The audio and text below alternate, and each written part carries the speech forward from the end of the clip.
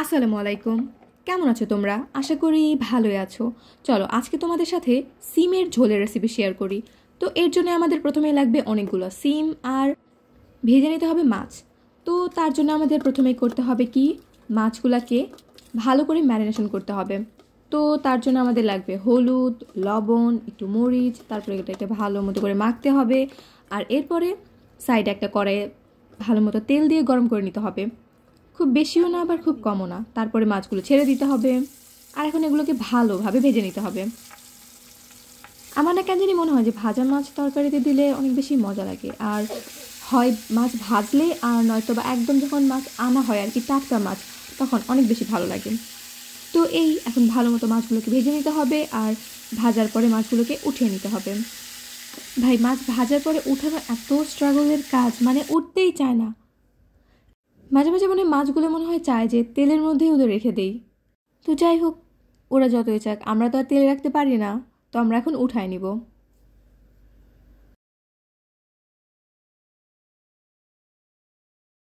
তো এরপর আমাদের রান্না শুরু করার জন্য লাগবে সিম, লাগবে কাটা আলু, টমেটো, পেঁয়াজ, কাঁচামরিচ, তারপরে আর বাকি মশলাপাতি আর কি। তো এরপরে একটা কড়াইয়ে প্রথমে পেঁয়াজ দিয়ে নিবা, তারপর এখানে সরিষার তেল দিবা, কারণ সরিষার তেল দিলে খাবারের টেস্টটা অনেক ভালো আসে আমার মতে আর কি। আমার পার্সোনালি মনে হয় যে সরিষার তেল খাবার দিলে না খাবারের টেস্টটা অনেক ভালো আসে। আর সরিষার তেল কিন্তু আমাদের স্বাস্থ্যের জন্য অনেক ভালো। তো তোমাদের উচিত সয়াবিন তেলকে অ্যাভয়েড করা আর সরিষার তেল ইউজ করা। তো প্রথমে আমরা পেঁয়াজটাকে ভালোভাবে ভেজে নিব আর এরপরের মধ্যে দিব দারুচিনি, এলাচ, তেজপাতা আর তারপরে কেটে রাখা কাঁচামরিচ। আসলে না কাঁচামরিচ তোমরা এরকম 2 ফাঁক করে দিতে পারো আর কি। তো এরপরে আর কি এগুলোকে ভালোভাবে একটু ভেজে নিবা, তারপরে এখানে দিবা আদা রসুন বাটা, দিয়ে আবারও একটু ভালো মতো নাড়বা, একটু ভালো মতো এটাকে কষাবা, তার কারণ যাতে আদা রসুন বাটার সেই গন্ধটা না থাকে। তো এরপরে এখানে দিবা লবণ, দিবা গুঁড়ামরিচ, হলুদ, তারপর একটু দিবা জিরা, আর তারপরে আবারও ভালো মতোভাবে কষাবা। কারণ আসলে মশলাটা না ভালো মতো কষালে না একটা গন্ধ আসে আর কি, একটা কাঁচা কাঁচা একটা স্মেল আসে। তো এটাকে অ্যাভয়েড করার জন্য ভালো মতো তরকারিটাকে বা মশলাটাকে কষানো উচিত। তো এটাকে এখন ভালোভাবে কষানো হবে।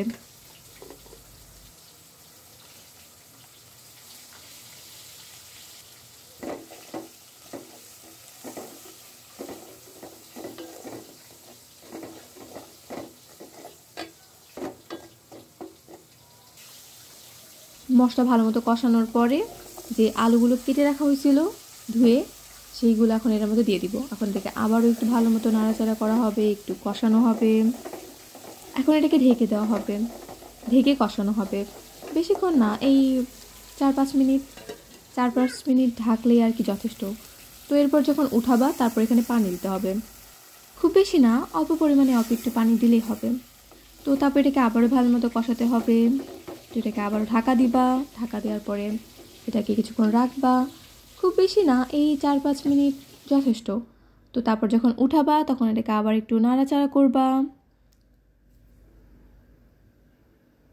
তারপর যে আলুগুলা দিছিলা সেগুলোকে একটু চেষ্টা করবা ভাঙার, মানে সবগুলা না, কিছু কিছু আর কি একটু ভাঙবা, তাহলে তাহলে তোমাদের যে ঝোলের কনসিস্টেন্টটা সেটা একটু ভালো আসবে।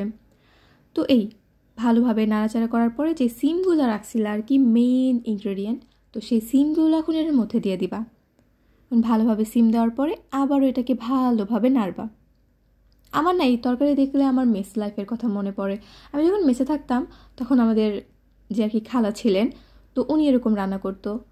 আর ওনার রান্না খাওয়ার পরে আমার সববারই মনে হতো যে ভাই আমি মেসে কেন আসছি, আমি আমার মনে হয় যে আমার বাসায় যাওয়া উচিত, এরকমটা মনে হইতো।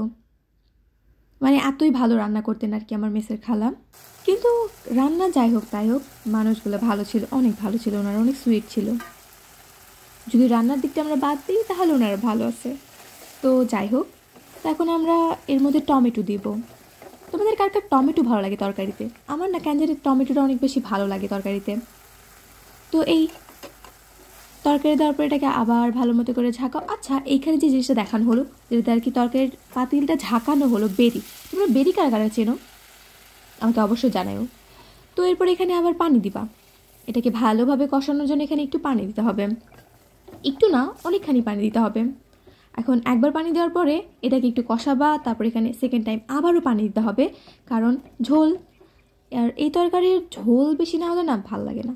তারপরে ভালো করে যখন কষানো হয়ে যাবে তখন এর মধ্যে মাছ দিতে হবে। আচ্ছা, এই যে তোমরা যারা আমার ভিডিও দেখো তাদেরকে অসংখ্য অসংখ্য ধন্যবাদ যে তোমরা আমার ভিডিওটা দেখো। যদিও ভিডিওটাই শুধু আমি করি, আর রান্না তো আমার সব আম্মুই করে, আর আমার আম্মু এত ভালো রান্না করে যে বলার বাইরে, যে তোমরা টেস্ট না করলে বুঝতেই পারবা না যে আসলে আমার আম্মু এত ভালো রান্না করে। আমার আম্মু না আবার অনেক বেশি এক্সপেরিমেন্টাল, মানে ওনার অনেক পছন্দ যে উনি খাবার নিয়ে অনেক বেশি এক্সপেরিমেন্ট করবেন, যে এইটা এইভাবে করলে কেমন হবে, ওইটা ওইভাবে করলে কেমন হবে। তো ওনার এই এক্সপেরিমেন্ট চলতেই থাকে আর আমরা বাসায় খাইতেই থাকি। কিন্তু ভাই বিশ্বাস করো, এক্সপেরিমেন্ট করলেও না কেন জানি এত ভালো একটা রেজাল্ট চলে আসে যে পুরো খুশি হয়ে যাই। তো আজকের জন্য এই পর্যন্তই, বাকি বকবকানি পরের ভিডিওতে। আল্লাহ হাফেজ, ভালো থেকো।